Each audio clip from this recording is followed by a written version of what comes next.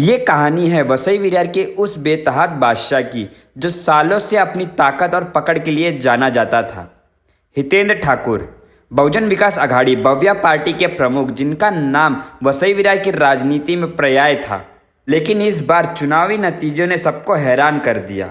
BJP की युवा प्रत्याशी स्नेहा दुबे पंडित ने ठाकुर के किले में सेंध लगा दी। ये हार सिर्फ एक चुनावी हार नहीं, बल्कि वसई विरार की राजनीति में बदलाव की शुरुआत मानी जा रही है। आपको बता दें, साल 1990 का समय था। वसई में समाजवादियों का अवैध किला खड़ा था।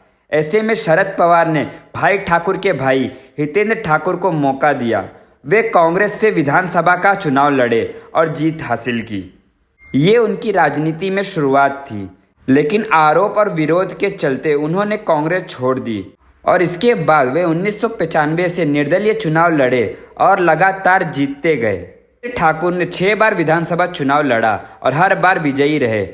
उनके प्रभाव का दायरा सिर्फ चुनाव तक सीमित नहीं था। ग्राम पंचायत, पंचायत समिति, नगर परिषद से लेकर 2009 में स्थापित वसई विरार नगर निगम तक उनका दबदबा कायम रहा। उन्होंने बहुजन विकास आघाड़ी पार्टी बनाई और वसई विरार की राजनीति में और भी अपनी जड़ें मजबूत की। हितेंद्र ठाकुर का दौर ऐसा था जब उन्होंने हर क्षेत्र में अपनी पकड़ बनाई। उनकी पार्टी ने जमीनी स्तर पर कार्यकर्ताओं की फौज खड़ी की। मजदूर वर्ग को स्थायित्व देकर उन्होंने लोगों का भरोसा जीता। शिक्षा, कला, खेल, धार्मिक स्थानों पर उन्होंने अपना प्रभाव जमाया। लेकिन 2024 का चुनाव लगा था। बीजेपी ने रणनीति बदल दी।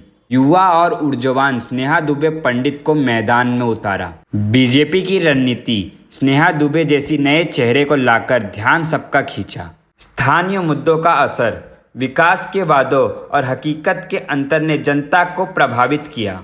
युवा मतदान, नई पीढ़ी ने बदलाव को चुना। अब सवाल यह है कि भव्या और ठाकुर परिवार का क्या होगा। इस हार के बाद पार्टी को जमीन स्तर पर नए सिरे से काम करना होगा। जनता का भरोसा वापस जीतना आसान नहीं होगा।